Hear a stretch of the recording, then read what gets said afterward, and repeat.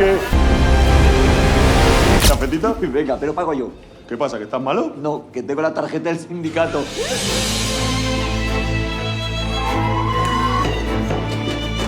Escúchame bien.